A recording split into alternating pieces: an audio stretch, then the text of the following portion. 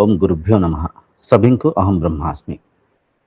आज पवित्र सत्संग को सभी को स्वागत करुच्ची। आम निर्वाण शतकम प्रथम मंत्र को गभीर भाव में चर्चा ही बुझी। आज निर्वाण शतकम द्वितीय मंत्र माध्यम आम कौन अनात्मा अटे जदि बुझीपर ताहले कौन आत्मा अटे आम परखी पारिबा। ये मंत्र माध्यम अनित्य पदार्थ आ नित्य पदार्थर पार्थक्य को भेद कर आम बुझापी चेष्टा करुचे। जो मुहूर्त आपण अनित्य को असत्य को अनात्मा को जद्य बुझीजे समय आसब आप नित्य पदार्थ को निहायती चिन्ह पारे। तो द्वितीय मंत्र सर्वप्रथम आम मंत्रोच्चारण करवा। तापर से मंत्रर गोटे गोटे शब्द रे बहुत गभीर अर्थ अच्छी, बहुत गभीर अर्थ। छोट शब्द गोटे केते गभीर अर्थ निहित अच्छी। तो से अर्थ को माध्यम करी आम बुझापी चेष्टा करवा। मु किए करवा। मंत्र ये प्रकार अच्छे। न च प्राण संज्ञो न वै पंचवायु न वा सप्त धातु न वा पंचकोशा न वाक्पाणिपादो न चोपस्तपायु चिदानंद रूपम शिवोहम शिवोहम शिवोहम शिवोहम शिवोहम शिवोहम चिदानंद रूपम शिवोहम शिवोहम शिवोहम शिवोहम। एठी मंत्र रे कह जाउछि न च प्राण संज्ञो न वै पंचवायु न वा सप्त धातु न वा पंचकोशा न वाक्पाणिपादो न चोपस्थपायु चिदानंद रूपम शिवोहम शिवोहम चिदानंद रूपम शिवोहम शिवोहम। गत प्रथम मंत्र रे आमे बुझितिले स्थूल शरीर रु सूक्ष्म शरीर आड़ को तत्व आड़ को आमे अंतर्यात्रा करथिले। आज मध्य सेया ही से परिका ही स्थूल रु सूक्ष्म आड़ को आमे यात्रा करुचे। अनित्य रूपक असत्य रूपक ये भौतिक वस्तु पदार्थ को जेतला आमे बुझी पारिबा, सत्य रूपक नित्य रूपक से आत्मतत्व को परखि पारिबा। तो ये प्रथमे ए मंत्र रे कह जाउछि न च प्राण संज्ञो न वै पंचवायु। तार अर्थ होछि मु प्राण नुहे किंबा पांच प्राण मध्य नुहे। आमे माने भाबी थाउ ये शरीर रे सर्वोच्च शक्ति सर्वश्रेष्ठ शक्ति होछि प्राण। प्राण जेतले प्राण ए शरीर को छाड़ी दउछि ये शरीर सब पलटि जाउछि, शरीर अंत ही जाउछि। प्राण ही सर्वोच्च शक्ति। प्राण थिले आमे जीवित अच्छे, आमे बंचीचे। प्राण छाड़ीदेले मृत्यु होगला, सबकि सरीगला, मु अंत होगली। मो जो लीला थिला, मोर जो खेल थिला किंबा मु जहाँ भी निजक मानी थी मु अंत होगली, मु अदृश्य होगली। किंतु सत्य है प्राण ठार भी ऊर्ध्वरे आत्मा अच्छंती। प्राणर आधार रूप में आत्मा अच्छंती। केन उपनिषदर अष्टम मंत्र रे भी आमे बुझीते यत् प्राणेन ना प्रणयति येन प्राण प्रणीयते तदेव ब्रह्मत्वं विद्धि नेदम एदितम उपासते। ये प्राण शक्तिर आधार होसंते ब्रह्म। ये प्राण शक्तिर आधार होसंते आत्मा। आ से आत्मा किए? से आत्मा आपण। से आत्मा आपण। आपणक आधार रे प्राण परिचालन होची। प्राण जीवित अच्छी। आपण छाड़ी देले प्राणर मृत्यु होची, देहर मृत्यु होची, मनर मृत्यु होची। बुझिपारछन्ते? तो एठी कहा जाउछि मु प्राण नुहे, मो आधार रे प्राण शक्ति परिचालन होची। मु थिबारु प्राण शक्ति जीवित अछि। मु प्राणर आधार किंतु मु प्राण नुहे। न च प्राण संज्ञो न वै पंच वायु। एक प्राण को पंच प्राण रे विभक्त करा जायछि। प्राण वायुर ता कार्य को नेकरी एक प्राण को पांच प्राण रे विभक्त करा जायछि। जेमती शरीर एक हेले मध्य आमे शरीर को भिन्न भिन्न अंग प्रत्यंग रूप में चिन्हि थाउ। एठु ऊपर को मुंड, ये दुईटा हाथ, गोड़, पेट, पिठी, कान, आखि, शरीर एक हेले मध्य से शरीर भितर अंग प्रत्यंगर काम को कार्य को नेकरी आमे ताकू अलग अलग रूप में चिन्हि थाउ। एठी सेमती से एक प्राण पांच प्राण भाव विभक्त होकर ए शरीर को जीवित रखी ए शरीर भितर कार्य करुच्ची। पांच प्राण कौन? प्रथम है प्राण, द्वितीय अपान, तृतीय उदान, चतुर्थ समान, पंचम व्यान। बुझीपार और जब क्रमबद्ध आम बुझा प्राण, अपान, समान, उदान, व्यान। तो प्रथम है प्राण शक्ति। प्राण शक्तिर कार्य कौन? प्राण शक्तिर स्थान होउची हृदय रे रुहे। प्राण शक्ति हृदय रु नासिका जाए से काम करे।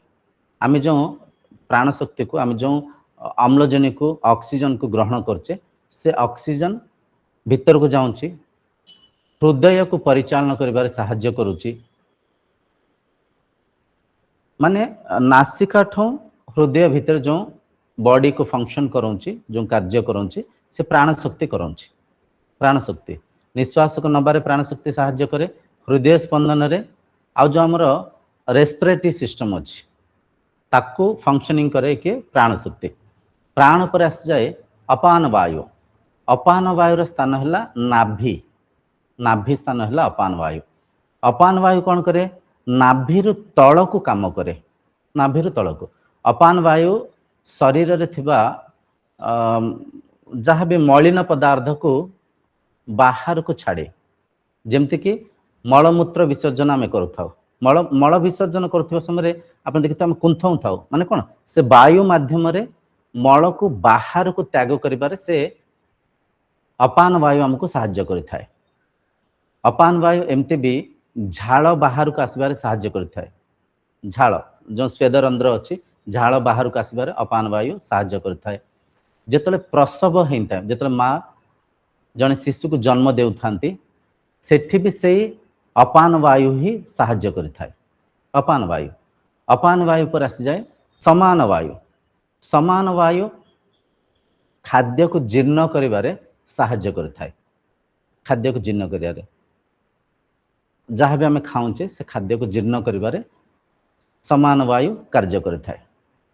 प्राण अपान समान पर आसी जाए उदान वायु। उदान वायु कौन करे? आम जो वाक्य को उच्चारण करुचे जहाँ भी वाक्य को उच्चारण करुचे एठी गोटे ग्रंथि अच्छी वोकल कोड कहते। वोकल कोड अंग्रेजी रे कहते। ताकू आम ओडिया रे भी किसी शब्द अच्छी स्वर पेटिका कहि परिबा। जे शब्द उच्चारण करिबारे हमको साहाय्य करुची। ता माध्यम रे आमे कंठ माध्यम रे किछि पवन को बाहर को छाड़ुचे। से स्वर ग्रंथि माध्यम रे से पवन देकर बाहर को आसुचे। जीभ ओठ बाजिकी आमे भाषा को उच्चारण करि पारुचे। तो ये किए हमको साहाय्य करुची? उदान वायु साहाय्य करुची शब्द उच्चारण करिबारे। बाकी आमे जो मस्तिष्क को जो आमे ऑक्सीजन पठाऊचे आउ कंठरु ऊर्ध्व को जो जहाँ काम कार्य होची ताकू उदान वायु काम करथाए। तापर आस जाए प्राण अपान समान उदान व्यान। व्यान वायु। व्यान वायु कौन करे? आप जानते रक्त धीरे कौन अच्छी ग्लूकोज अच्छी ऑक्सीजन अच्छी। ग्लूकोज ऑक्सीजन आम जहाँ भी खाद्य खाऊचे से खाद्य ग्लूकोज रे परिवर्तन होची तो रक्त रे परिवर्तन होची। से रक्त शरीर प्रत्येक अंग प्रत्यंग को व्यान वायु कार्य करिथाए। रक्त को प्रत्येक अंग प्रत्यंग को प्रसारित करिया पे व्यान वायु संपूर्ण शरीर रे कार्य करिथाए। व्यान वायु सेमती ये जो पांचटा वायु अच्छी ता स्थान को लेकर ता कार्य को लेकर विभाजन कराई। किंतु पांचटा प्राण ही से प्राण ही से एक प्राण पांच भाग रे विभक्त होकर शरीर को जीवित रखार साहाय्य करुछि। तो से पांच प्राण मध्य मु नुहे। मो आधार रे प्राण वायु परिचालन होछि। से प्राण वायु ही पांच प्राण रे विभक्त होकर शरीर को जीवित रखार साहाय्य करुछि। किंतु मु ना प्राण मु ना पंच प्राण नच प्राण वायु ना वायु पंच वायु नमे सप्त धातु नमे पंचकोश। बुझिपारछन्ते? इति कह जाउछि मु प्राण नुह पंच प्राण मध्य नुह मु सप्त धातु मध्य नुहे। सप्त धातुर तात्पर्य ये कह जाउछि ଏ ଯେଉଁ ସ୍ଥୂଳ ଶରୀର କଥା କୁହାଯାଉଛି, ସ୍ଥୂଳ ଶରୀର ସାତଟା ଧାତୁରେ ନିର୍ମାଣ ହେଇଛି। ସାତଟା ଧାତୁରେ ସ୍ଥୂଳ ଶରୀର ନିର୍ମାଣ ହେଇଛି। ସାତଟା ଧାତୁ କ'ଣ? ଆମେ ଯେଉଁ ଖାଦ୍ୟ ଖାଉଛେ ସେ ଖାଦ୍ୟ ଜୀର୍ଣ୍ଣ ହେଇକିରି କିମ୍ବା ଖାଦ୍ୟ ଆମ ଖାଦ୍ୟ ଯେଉଁ ଗ୍ରନ୍ଥି ଭିତରକୁ ଯାଇକିରି ଷ୍ଟମକ୍ ଭିତରକୁ ଯାଇକିରି ପେଶା ହେଉଛି, ଖାଦ୍ୟ ପେଶା ହେଇକିରି ରସ ବନୁଛି। ତ ରସ ହେଲା ଏକ ଧାତୁ। ପାଟିରେ ଯେତେବେଳେ ଖାଦ୍ୟକୁ ଆମେ ଚୋବେଇ ଦେଲେ, ସେ ଚୋବେଇ ଦେଲା ପରେ ସେ ଖାଦ୍ୟ ରସ ରୂପରେ ପରିବର୍ତ୍ତନ ହେଇଯାଉଛି। ତ ରସ ହେଲା ଏକ ଧାତୁ। ସେ ରସ ରକ୍ତରେ ପରିବର୍ତ୍ତନ ହେଉଛି। ତ ଦ୍ୱିତୀୟ ଧାତୁ ଶରୀର ଭିତରେ ହେଲା ରକ୍ତ। ତୃତୀୟ ଧାତୁ ହେଲା ମାଂସ, ରକ୍ତ ମାଂସରେ ପରିବର୍ତ୍ତନ ହେଉଛି। ଚତୁର୍ଥ ଧାତୁ ହେଲା ଚର୍ବି, ଯାହାକୁ ମେଧ କହୁଛେ, ଚର୍ବି। ମାଂସ ହିଁ ଚର୍ବି ରୂପରେ ପରିବର୍ତ୍ତନ ହେଉଛି। ମେଧ ପରେ ଆସିଯାଏ ପଞ୍ଚମ ଧାତୁ ହେଲା ଅସ୍ଥି, ହାଡ଼। ଷଷ୍ଠ ଧାତୁ ଆସିଯାଏ ମଜ୍ଜ। ମଜ୍ଜ ମାନେ ହାଡ଼ ଭିତରେ ଥିବା ହାଡ଼ ରସ, ଯାହାକୁ ଆମେ ବୋନ୍ ମ୍ୟାରୋ କହୁଥାଉ ଅଂଗ୍ରେଜୀରେ, ମଜ୍ଜ। ମଜ୍ଜ ପରେ ଆସିଯାଏ ଶୁକ୍ର, ବୀର୍ଯ୍ୟ ଯାହାକୁ କହୁଛେ। ତ ଏ ଶରୀର ଭିତରେ ସପ୍ତ ଧାତୁ ଅଛି, କିନ୍ତୁ ମୁଁ ସେ ସପ୍ତ ଧାତୁ ନୁହେଁ। ନବା ସପ୍ତ ଧାତୁ ନବା ପଞ୍ଚକୋଶ। ମୁଁ ଏ ସାତଟା ଧାତୁରେ ଜନ୍ମ ମାନେ ନିର୍ମାଣ ହେଇଥିବା ଏ ସ୍ଥୂଳ ଶରୀର ନୁହେଁ। ମୁଁ ସ୍ଥୂଳ ଶରୀର ନୁହେଁ। ମୁଁ ଏ ସ୍ଥୂଳ ଶରୀରକୁ ଏକ ବସ୍ତ୍ର ପରିକା ଧାରଣ କରିଛି। ଏ ସ୍ଥୂଳ ଶରୀର ଭିତରେ ମୁଁ ଅଛି, ସୂକ୍ଷ୍ମ ରୂପରେ ଅଛି। ସୂକ୍ଷ୍ମ ବି ନୁହଁ, ସୁସୂକ୍ଷ୍ମ ରୂପରେ। ସୁସୂକ୍ଷ୍ମ, ସୂକ୍ଷ୍ମରୁ ବି ସୂକ୍ଷ୍ମ ରୂପରେ ସ୍ଥୂଳ ଶରୀର ଏ ଯେଉଁ ସପ୍ତ ଧାତୁରେ ନିର୍ମାଣ ହେଇଛି। ଏ ସପ୍ତ ଧାତୁରେ ଯେଉଁ ସ୍ଥୂଳ ଶରୀର ନିର୍ମାଣ ହେଇଛି, ତା ଆଧାର ସୂକ୍ଷ୍ମ ଶରୀର। ସୂକ୍ଷ୍ମ ଶରୀର କ'ଣ? ମନ, ବୁଦ୍ଧି, ଚିତ୍ତ, ଅହଙ୍କାର, ଯେଉଁ ଅନ୍ତଃକରଣ, ସୂକ୍ଷ୍ମ ଶରୀର।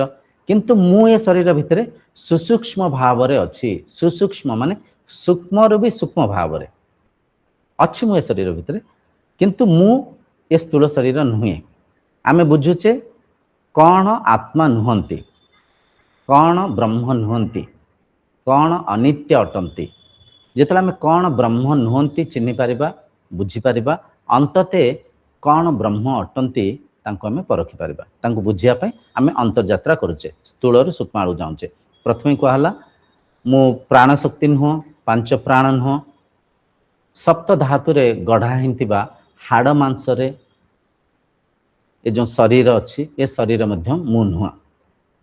ଆମେ ସପ୍ତ ଧାତୁ, ଆମେ ପଞ୍ଚକୋଶ। ପଞ୍ଚକୋଶ, ପଞ୍ଚକୋଶ ମାନେ ପାଞ୍ଚଟା ସ୍ତରରେ, ପାଞ୍ଚଟା ସ୍ତରର ଊର୍ଦ୍ଧ୍ୱରେ ବ୍ରହ୍ମ ଅଛନ୍ତି। ପାଞ୍ଚଟା ସ୍ତର କହିପାରିବା କିମ୍ବା ପାଞ୍ଚଟା ଲେୟର କହିପାରିବା, ପାଞ୍ଚଟା ପରଦା କହିପାରିବା। ପାଞ୍ଚଟା ସ୍ତର, ପାଞ୍ଚଟା ସ୍ତରର ଊର୍ଦ୍ଧ୍ୱରେ ବ୍ରହ୍ମ ଅଛନ୍ତି, ଆତ୍ମା ଅଛନ୍ତି। ସେ ପାଞ୍ଚଟା ସ୍ତର କ'ଣ? ପଞ୍ଚକୋଶ କ'ଣ? ସର୍ବପ୍ରଥମ ହେଲା ଅନ୍ନମୟ କୋଷ। ଅନ୍ନମୟ କୋଷ, ଏ ଯେଉଁ ସ୍ଥୂଳ ଶରୀରକୁ ଆମେ ଦେଖୁଛେ, ଏ ସ୍ଥୂଳ ଶରୀର ହେଲା ଅନ୍ନ। ଖାଦ୍ୟକୁ ଖାଇକିରି, ଖାଦ୍ୟ ମାଧ୍ୟମରେ ଶରୀର ଜନ୍ମ ହେଇଛି। ଖାଦ୍ୟ ହିଁ ଆମେ ଯେଉଁ ସପ୍ତ ଧାତୁ କଥା ବୁଝୁଥିଲେ, ଖାଦ୍ୟ ହିଁ ରସ, ରସରୁ ରକ୍ତ, ରକ୍ତରୁ ମାଂସ, ମାଂସରୁ ମେଧ, ମେଧରୁ ହାଡ଼, ହାଡ଼ରୁ ମଜ୍ଜ, ମଜ୍ଜରୁ ଶୁକ୍ର। ତ ଶୁକ୍ରାଣୁ ଯେଉଁ ଅଣ୍ଡାଣୁ ଶୁକ୍ରାଣୁ, ସେ ଖାଦ୍ୟ ହିଁ ସେ ରୂପରେ ପରିବର୍ତ୍ତନ ହେଇଛନ୍ତି। ତ ସେ ଖାଦ୍ୟ ହିଁ ଏକ ଶିଶୁ ରୂପରେ ମଧ୍ୟ ନିର୍ମାଣ ହେଉଛି। ବୁଝିପାରୁଛନ୍ତି? ଖାଦ୍ୟ ହିଁ ଶିଶୁ ରୂପରେ ଜନ୍ମ ନେଉଛି। ସେ ଶିଶୁ ମଧ୍ୟ ଖାଦ୍ୟକୁ ଖାଇକିରି ହିଁ ବୃଦ୍ଧି କରୁଛି, ବଡ଼ ହେଉଛି। ତ ତେଣୁକରି ଶରୀର ଖାଦ୍ୟ, ଯେହେତୁ ଶରୀର ଖାଦ୍ୟ, ଶରୀର ଅନ୍ନ, ଶରୀରକୁ ଅନ୍ନମୟ କୋଷ କୁହାଯାଏ। ଅନ୍ନମୟ କୋଷ ଶରୀର। ଅନ୍ନମୟ କୋଷ ପରେ ଆସିଯାଏ ପ୍ରାଣମୟ କୋଷ। ଦ୍ୱିତୀୟ ସ୍ତର, ଦ୍ୱିତୀୟ କୋଷ ପ୍ରାଣମୟ କୋଷ। ପ୍ରାଣମୟ କୋଷ କ'ଣ? ଟିକେ ପୂର୍ବରୁ ଆମେ ବୁଝୁଥିଲେ ଯେଉଁ ପ୍ରାଣଶକ୍ତି, ପ୍ରାଣଶକ୍ତିର ଆଧାରରେ ଜୀବିତ ଏ ଶରୀର ଜୀବିତ ଅଛି। ଶରୀର ଜୀବିତ ଅଛି, ମୁଁ ନୁହେଁ। ମୁଁ ଏ ଯେଉଁ ଶରୀର ଏକ ବସ୍ତ୍ର ପରିକା ଶରୀରକୁ ମୁଁ ଧାରଣ କରିଛି। ଏ ଶରୀର ଏକ ଢାଞ୍ଚା, ଏକ ଖୋଳପା। ଏ ଖୋଳପା ଭିତରେ, ଏ ଢାଞ୍ଚା ଭିତରେ ମୁଁ ଅଛି। ମୁଁ କେଉଁଠି ଅଛି? ମୁଁ ଭିତରେ ଅଛି। ଏ ଶରୀରକୁ ଏକ ବସ୍ତ୍ର ରୂପରେ ଧାରଣ କରିଛି। ପ୍ରଥମ କୋଷ ଅନ୍ନମୟ କୋଷ, ତାପରେ ପ୍ରାଣମୟ କୋଷ। ପ୍ରାଣମୟ କୋଷ କ'ଣ? ପ୍ରାଣ। ଟିକେ ପୂର୍ବରୁ ଆମେ ବୁଝୁଥିଲେ ପ୍ରାଣ ଶକ୍ତି ମାଧ୍ୟମରେ ଶରୀର ଜୀବିତ ଅଛି। शरीर आधार प्राण बुझिपारछन्ति से जो प्राण शक्तिर आधार रे आमे खाद्य खाउछे खाद्य जीर्ण होउछे खाद्य रक्त रे परिवर्तन हेकि से प्राण शक्ति माध्यम रे से खाद्यर जो सार तत्व प्रत्येक अंग प्रत्यंग को रक्त रूप में प्रसारित होउछी हृदय स्पंदन करुच्ची मस्तिष्क ता कार्य करुच्ची शरीर भितर जेतिक भी फंक्शनिंग सिस्टम अच्छी एंडोक्राइन सिस्टम अच्छी स्केलेटन सिस्टम अच्छी रेस्पिरेटरी सिस्टम अच्छी हार्ट सिस्टम अच्छी ब्रेन फंक्शनिंग सिस्टम अच्छी ये जो शरीर भितर जो सिस्टम सिस्टमेटिकली चली ये सब को सुचारू रूप से परिचालन कर प्राण शक्ति तो पांच प्राण रे द्वितीय स्तर है प्राण अन्नमय कोश तापर प्राणमय कोश मुझे प्राणमय कोश रूपक से स्तर मध्य नुहे प्राण शक्ति को मु धारण करछि मो माध्यम रे प्राण जीवित अच्छी किंतु मु प्राण शक्ति नुहे अन्नमय कोश द्वितीय आसगला प्राणमय कोश तृतीय है मनोमय कोश मनोमय कोश माने मन मन माध्यम रे मुझे स्थूल शरीर को परखुची प्राण शक्ति को परखुची ए सत्संग को परखुची मन आधार मन कौन आमे बुझीते इंद्रिय माध्यम रे ए संसार जहाँ भी आमे उपभोग अनुभव करुचे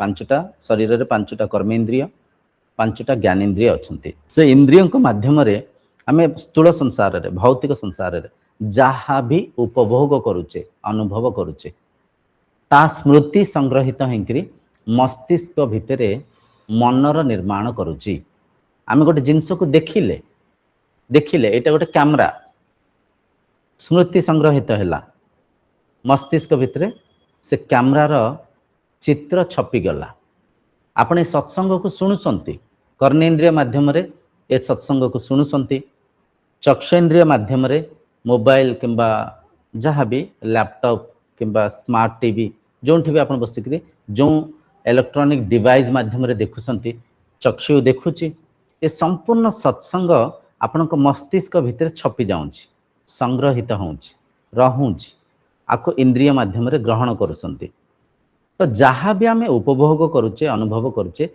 से अनुभवर स्मृति संग्रहित होकरी मस्तिष्क रे मनर निर्माण करुची तो से मन हेउची तृतीय कोश जहाँ आम कहे मनोमय कोश मु मनोमय कोश मध्य नुहे मु मन को एक वस्तु रूप में विनियोग करुच्ची मन एक वस्तु मन को मनन चिंतन करिबारे मु उपयोग करुच्ची मु व्यवहार करुच्ची किंतु मु मन नुहे मु मनर साक्षी मु मनर द्रष्टा बुझिपारछन्ती साक्षात प्रमाण आम समस्ते एक कथा को अनुभव करचे जागृत अवस्था आम भौतिक संसार को देखुचे भौतिक संसार को किए देखुची मु कभी मु देखुची मो जगह आप निजे रखिक निज को परखु ए संसार को किए देखुची मु देखुची केमिति देखुची ताकू जदि परखिबा उदाहरण स्वरूप मो आगे गोटे कैमरा थुआई से कैमरा को मो आखि देखुची आखिर लेंस माध्यम रे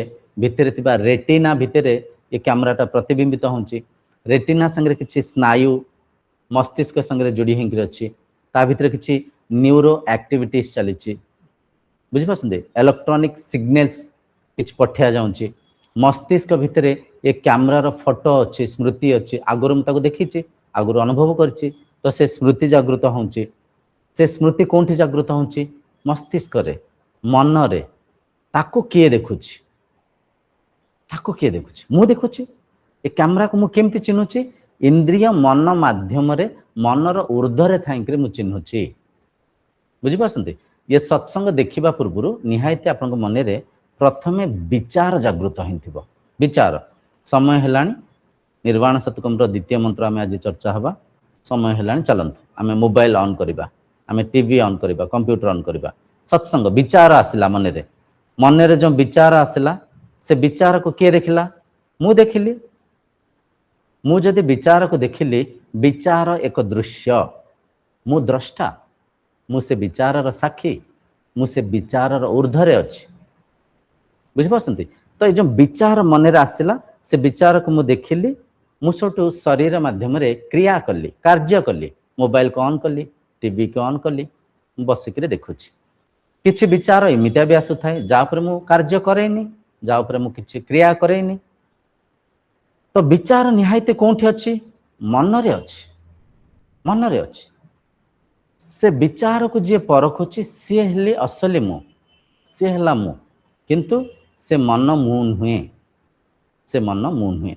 तो जो मनोमय कोशा तृतीय स्तर कहूचे, से तृतीय स्तर भी मनोमय कोश मु नुहे, मनोमय कोश मु नुह। तृतीय पर चतुर्थ स्तर आसी जाए विज्ञानमय कोशा, विज्ञानमय कोशा ताको आमे अविद्या भी कहि परिबा। अविद्या, मु आत्मा, मु ब्रह्म, मु ये संसार आधार, मु ये शरीर प्राणर मध्य आधार, किंतु मु मो सत्यर ज्ञान नथिबारु, मु मो पाखरे मो ज्ञान नथिबारु मु निजको देह मानि नैछि, देह मानि नैछि।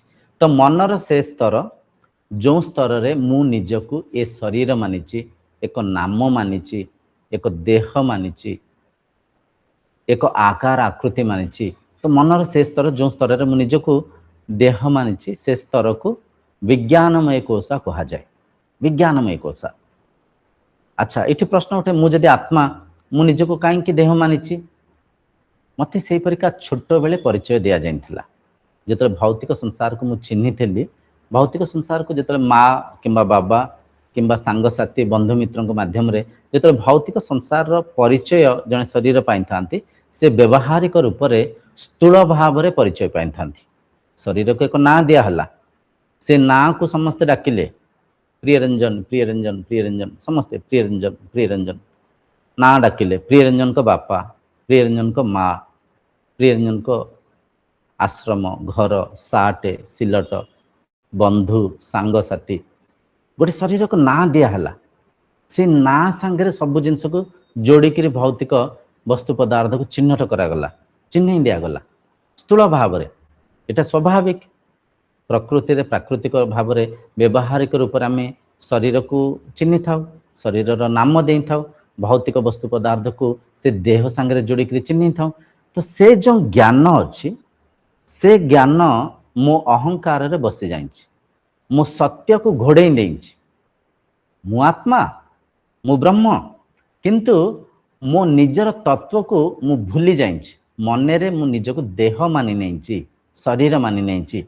जदि मु उचित समय रे, उचित अवस्था रे, बाल्यावस्था रे, जो जो समय रे, जो शरीर अवस्था रे मु भौतिक विद्या को अध्ययन करिया पे स्कूल जाऊँ थाए, जदि से समय रु मु ब्रह्म विद्या को शिखी थांती, मु परा विद्या को बुझी थांती, मु आत्मज्ञान माध्यम रे निज को स्वाध्याय कर चिन्हिया पे चेष्टा प्रचेष्टा करि थांती, तो आज मो भितरे ये अहंकार न थांता।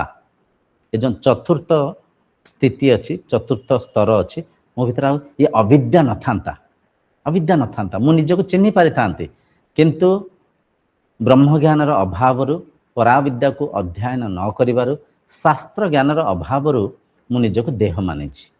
तो से जो निज को देह मानी से स्तर ताकू आमे कहचे विज्ञानमय कोशा। गभीर भाव में ए चर्चा को आम बुझा। आत्मा सच्चिदानंद स्वरूप, चैतन्य स्वरूप, सत चित आनंद स्वरूप, जे कि सत्य। सत्य माने कौन आमे बुझीचे?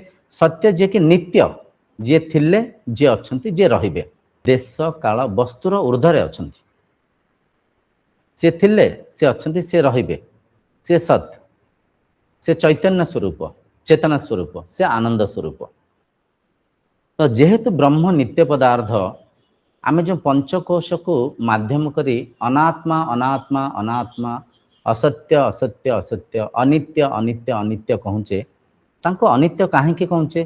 तांको जदि आमे परखिबा, सर्वप्रथम आमे कहले स्थूल शरीर, स्थूल शरीर जहाँ भी आमे कहले अन्नमय कोशा, अन्नमय कोशा परिवर्तन होउछि कि? निश्चय परिवर्तन होउछि। छोट बेले जेतले मातृ गर्भरु आमे जन्म नेइथिले, से अवस्था को मने पकांतु, केते छोट थिले। धीरे धीरे प्रति मुहूर्त परिवर्तन होउछि।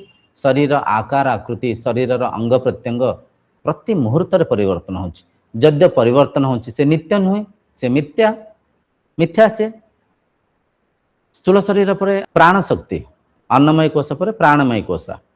प्राणमय कोश परिवर्तन हो कि निश्चय परिवर्तन हो केमती एमती बुझंतु केतला हमको कौन से भौतिक काम कार्य करने भारी उत्साह लगी थाए, आम भारी उल्लास थाउ, आम भारी जोश रे थाउ, सब जिनस सब काम कार्य करने भल लगु थाए, आम भारी फुर्ती थाउ। केबे केबे आप देखिथे भारी अलसुआ लगु थाए, किसी काम कार्य करने इच्छा हो थाए, शोयापे लगु थाए, सुस्थ स्वस्थ लगु थाए, माने आम अलसुआ अलसुआ लगु थाए। ये सब कौन प्राणवायु परिवर्तन। प्राणवायु ही केतले तेज करुच्चे, हमको सचेतन करके हमको सशक्त करुच्ची, केतले प्राणवायु ही आमको अलसुआ कर दउची। तो निहायती प्राणवायु भी परिवर्तन होची। आ प्राणर भी मृत्यु होची, प्राणर मृत्यु होची माने प्राण भी अदृश्य होची। तो प्राण भी अनात्मा अनित्य। अन्नमय कोश प्राणमय कोश पर तृतीय जो आम कहते मनोमय कोश, मनोमय कोश परिवर्तन होची कि निश्चय परिवर्तन होची। मन भितर देखंतु छोट बेले ठारो आज जाए केते परिवर्तन आसी। छोट बेले आमे खेलेना को सब किछि मानिथिले, खेलेना संगे खेलुथिले, तापर समय आसला खेलेना को छाड़िकरी पाठ पढ़िले, पाठरे भल मार्क कमेबा, गोटे किछि भल बनिबा, पाठ उपरे मन देले। समय आसला चाकरी प्रति आग्रह बढ़िला, भल घर करिबा, विवाह बंधन रे बांधी हवा, बुझिपारसंती गोटे माने किछि पदोन्नति करिबा, चाकरी मिलिला परे आउ गोटे आशा जागृत हैला, पदोन्नति केमती करिबा, केमती चाकरी आउ टिके प्रमोशन पाइबा। मनर स्थिति देखंतु परिवर्तन होछि, मनर स्थिति परिवर्तन होछि प्रति मुहूर्त रे। मनर जागृत अवस्था, स्वप्न अवस्था, सुसुप्ति अवस्था, ये भी मनर परिवर्तन। तो मन निहायती परिवर्तन होछि। मनोमय कोश जद्य परिवर्तन होछि ताले मनोमय कोश मु नुहे, से सत्य नुहे, से नित्य नुहे। से मनोमय कोशर प्रत्येक अवस्था रे मु अछि, प्रत्येक अवस्था को मु परखुछि, मु थिबार मन परिचालन होछि। मनर आधार मु, मनर आधार मु, मो आधार रे मन मनन चिंतन करि पारुछि, मो माध्यम रे मन वृत्ति करुछि, चिंता चिंतन करुछि। से मनर वृत्ति को विचार को मु ही देखुछि। तो मनर आधार मु, किंतु मन परिवर्तन होछि, मु परिवर्तन होनी। मन जो शिशु बेले जो अवस्था थिला, मनर जो विचार धारणा करथिला ताकू किए देखुथिला, मु देखुथिले। जेतो किशोर अवस्था को आसिला, से मन भितर चिंतन मनन वृत्ति विचार आशा अभिलाषा, से मन को किए देखुथिला, मु ही देखुथिले। जेतो युव अवस्था रे मन आसिला, चाकरी घर कार, ए मन को किए देखुछि, मु ही देखुथिले। मु परिवर्तन होछि कि मु केमती परिवर्तन होछि, मु कोंठी परिवर्तन होछि। मु मनर ऊर्ध्वरे मनर साक्षी भाव रे मु अछि, मु परिवर्तन होनी। मु मनर प्रत्येक अवस्था को देखुछि, परखुछि, किंतु मन परिवर्तन ही चलीछि। मन वृद्धाप्य को आसीगला, मृत्यु प्रति डर आसिला, भय आसिला, शरीर त्याग ही जीव, शरीर मृत्यु हब, कुआडे जीवी, कौन करिबी, किए किए करुचे विचार, मन करुची। से अवस्थार मन को किए देखुची, मु देखुची। केमती देखुची, मनर ऊर्ध्वरे थाइके देखुची। मनर द्रष्टा भाव रे मनर ऊर्ध्वरे थाए, मन को मु देखुची, प्रत्येक अवस्था को मु देखुची, किंतु मु परिवर्तन होनी, मन परिवर्तन होची। मनोमय कोश परिवर्तन होची। मनोमय कोश जेहेतु परिवर्तन होची, मनोमय कोश नित्य पदार्थ नुहे, मनोमय कोश आत्मा नुहे। मनोमय कोश पर आसी जाए विज्ञानमय कोश। आमे बुझितले विज्ञानमय कोश अविद्या, मनर मिथ्या, मु आत्मा, किंतु मनर स्तर रे मु निजको शरीर मानिछि। मनर से स्तर को विज्ञानमय कोश कहा जाए। अच्छा, विज्ञानमय कोश परिवर्तन होछि कि निहायती परिवर्तन होछि। कोंठी परिवर्तन होछि, केमती परिवर्तन होछि?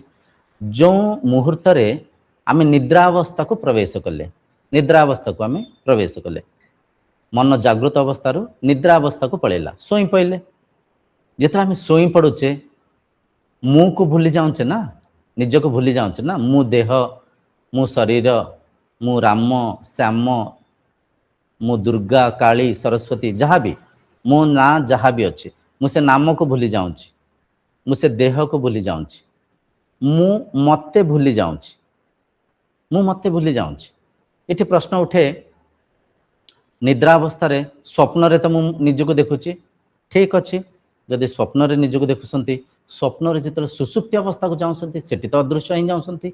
सुसुप्ति अवस्था माने कौन? गाढ़ निद्रा अवस्था, जो अवस्था रे मन मध्य अदृश्य ही जाइए, मन मध्य ता कार्य को स्थगित कर देइछि, शांत हो जाइए, मौन हो जाइए, मन आत्मा संगे समाहित हो जाइए। तो से जो गाढ़ निद्रा अवस्था को आम जाऊे सेठी ए जो विज्ञानमय कोश अदृश्य हो जाऊँच। विज्ञानमय कोश रहुनी।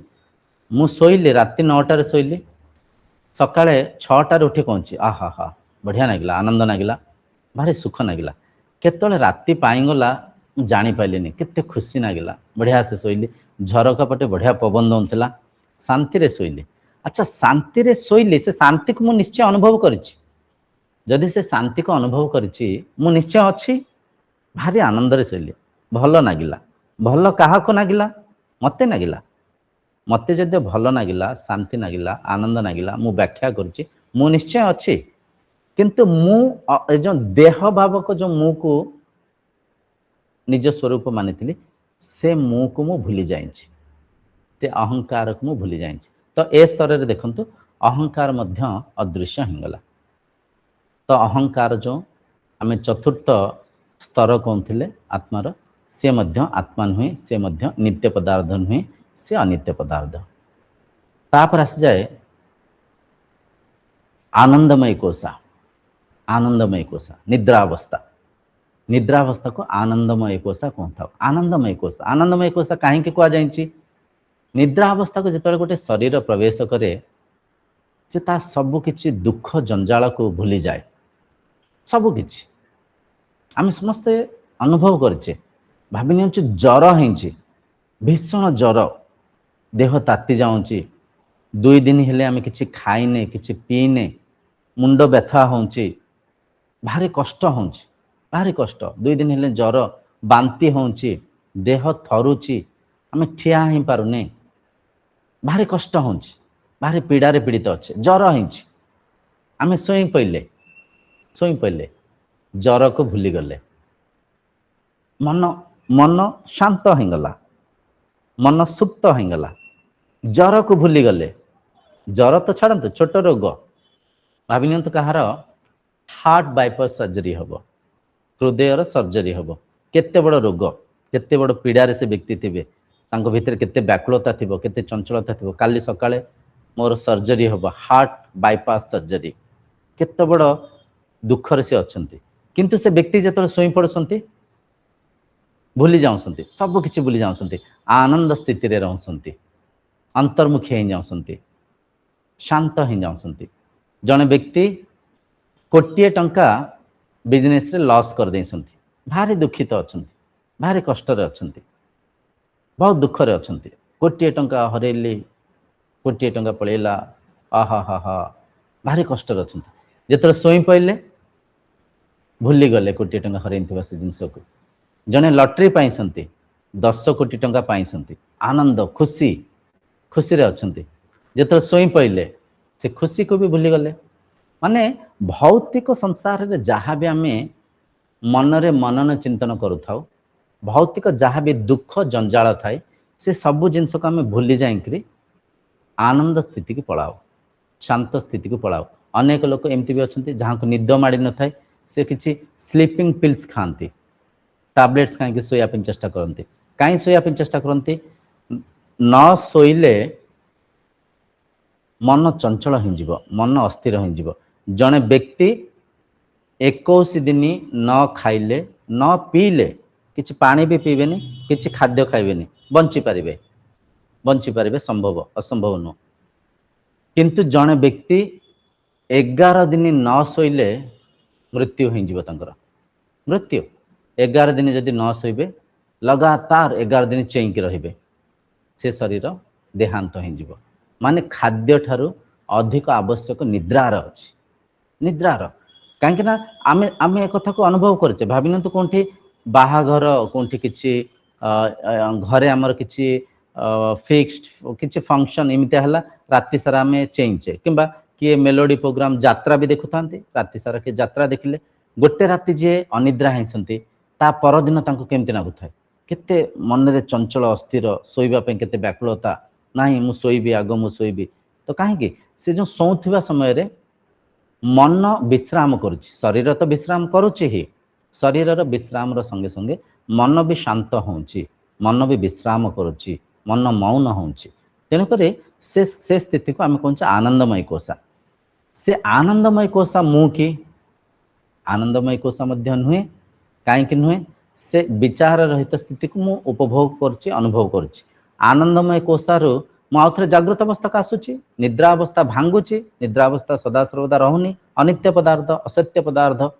तो से निद्रा अवस्था जो पंचम स्तर रे आम कौचे पंचकोशर पंचम अवस्था आनंदमय कोशा मुझे आनंदमय कोश मध्य नुहे मुझे आनंदमय कोशार आधार आधार बुझीपारती बहुत सूक्ष्म जिनस आम परखा चेष्टा करुचे निद्रावस्था ए जागृत संसार नहीं स्वप्न संसार मध्य नहीं किंतु मु अच्छी मु केमती अच्छी निराकार रूप रे अच्छी से अवस्था को मु व्याख्या मध्य करि परिबिनी से अवस्था एते सूक्ष्म अवस्था एते आनंद अवस्था मु से अवस्था अच्छी किंतु से अवस्थार वर्णना मध्य करि हबनी अवर्णनीय अवस्था रे अच्छी मु अकल्पनीय अवस्था रे अच्छी मु केवल मु अच्छी मो संगे जो मुहूर्त मन जोड़ी होची मन मनन चिंतन करुच्ची मन वृत्ति करुच्ची जो मुहूर्त मो संगे मु रहूची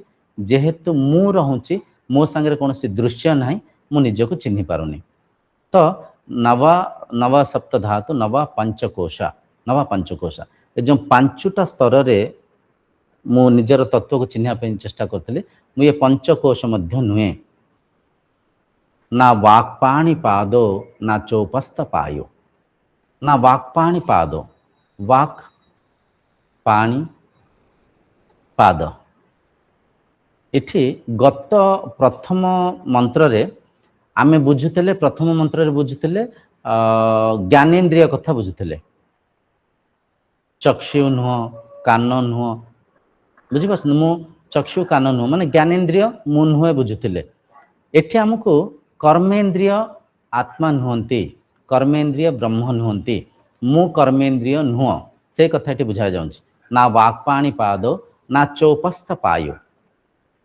वाक्पाणी पाद माने हाथ गोड़ नुहे मु हाथ नुहे गोड़ नुहे पाटी नुहे बुझीपार मु विसर्जक अंग मध्य नुहे विसर्जक अंग मर्मांग पायु मलद्वार मुसे विसर्जक अंग मध्य नुहे ये पांचटा कर्मेन्द्रिय को मु विनियोग करुच्ची ये पांचटा कर्मेन्द्रिय एक वस्तु परिका किंतु ये पांचटा कर्मेन्द्रिय मु नुहे ये पांचटा कर्मेन्द्रियर ऊर्ध्वरे अच्छी वाक्पाणी पादो ना चौपस्थ पायो चिदानंद रूपम शिवोहम शिवोहम चिदानंद रूपम शिवोहम शिवोहम मु चैतन्य स्वरूप मु ब्रह्म स्वरूप मु आत्मा स्वरूप मु शिव स्वरूप मु शिव स्वरूप तो आजिर मंत्र आम कौन बुझिले तर प्रथमे कहला मु प्राण नुहे मु पांच प्राण नुहे मु सप्त धातुर निर्माण होता ये स्थूल शरीर नुहे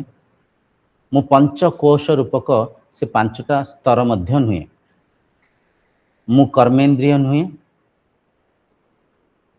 मु शिव स्वरूप मु आनंद स्वरूप मु चैतन्य स्वरूप मु आत्मा मु ब्रह्म तो देखंतु आम स्थूलरू सूक्ष्म आड़ को यात्रा करुचे मायारू सत्य आड़ को अंतर यात्रा करुचे प्रतिदिन ये सब कथा को आम अनुभव करुचे ये सब कथा को आम किछि व्यवहारिक रूप से भाषा रे मध्य आम व्यवहार करुथाउ मो देह खराब अछि मो देह खराब माने मो देह नुहे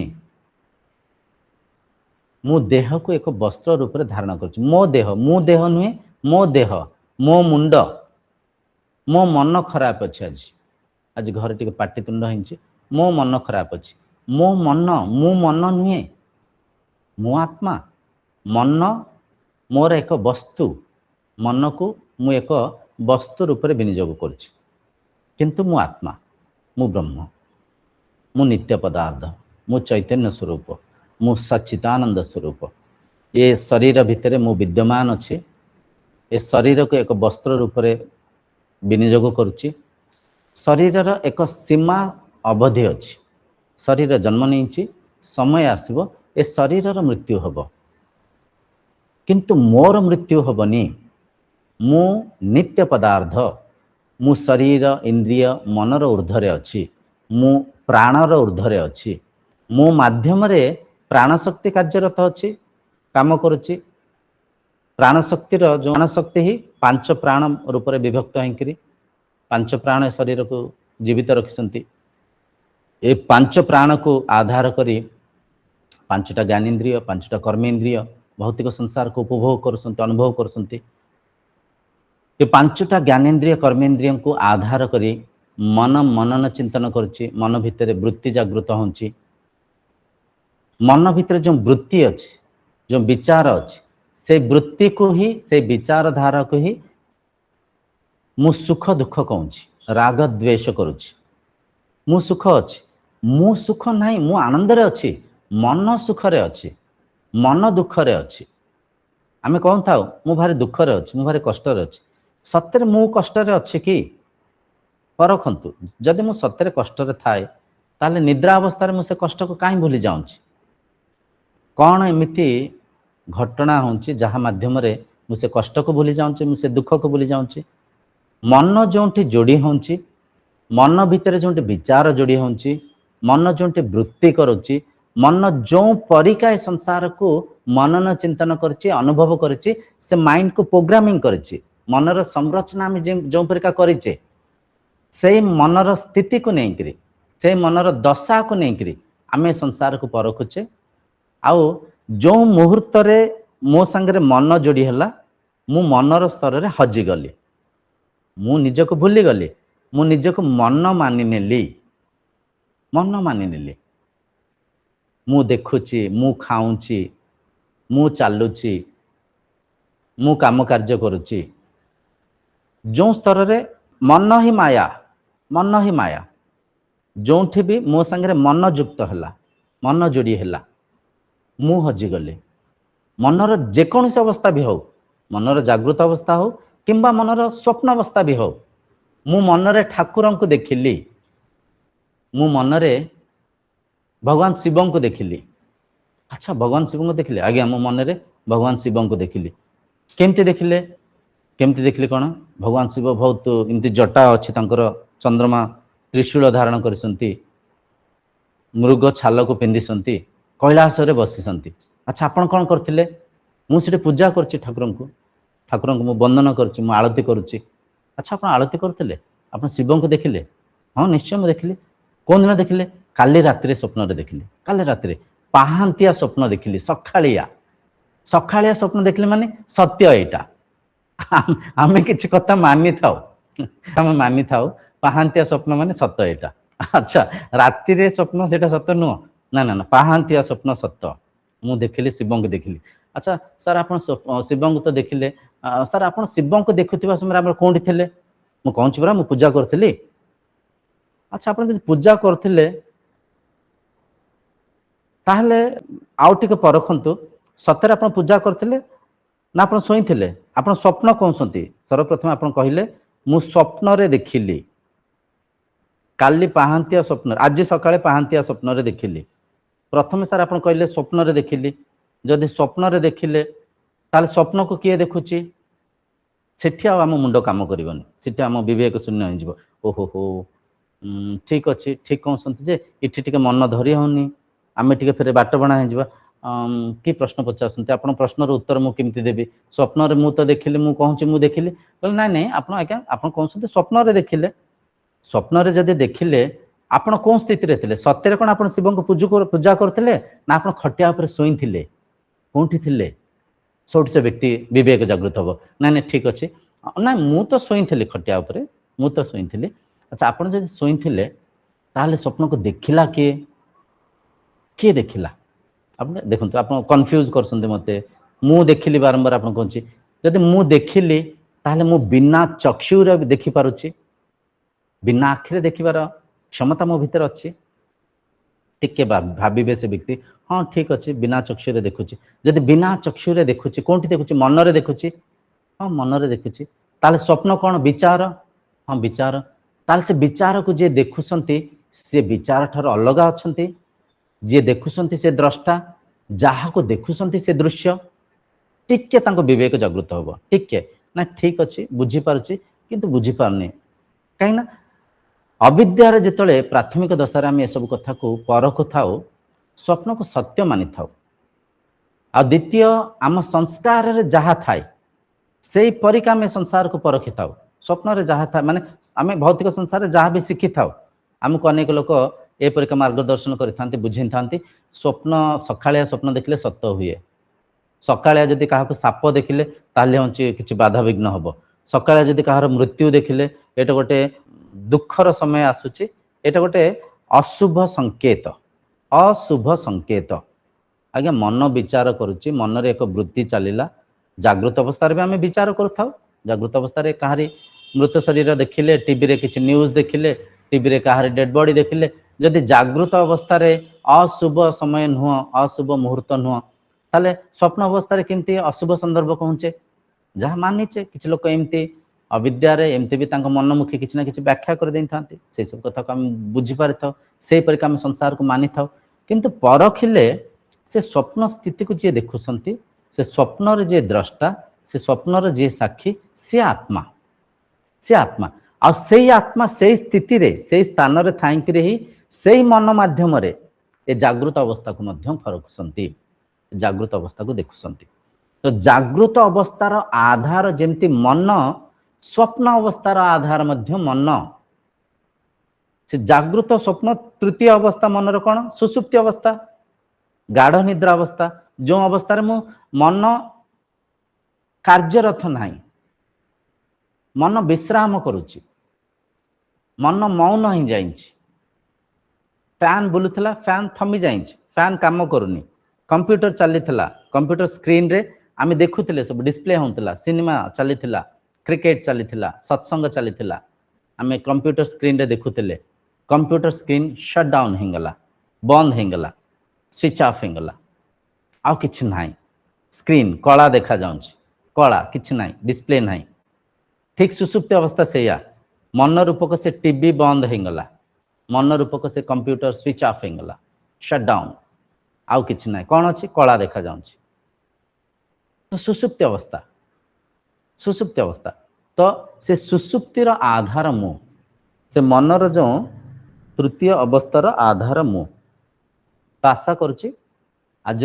गभीर चर्चार गभीरता को आपण विवेक होकर परखि पारे मु ये पंचकोशर ऊर्ध्वरे अच्छी मु मनर जागृत स्वप्न सुसुप्ति अवस्थार ऊर्ध्वरे अच्छी मु ये शरीर भितर अच्छी मु मनर आधार रूपरे अच्छी मु प्राणर आधार रूपरे अच्छी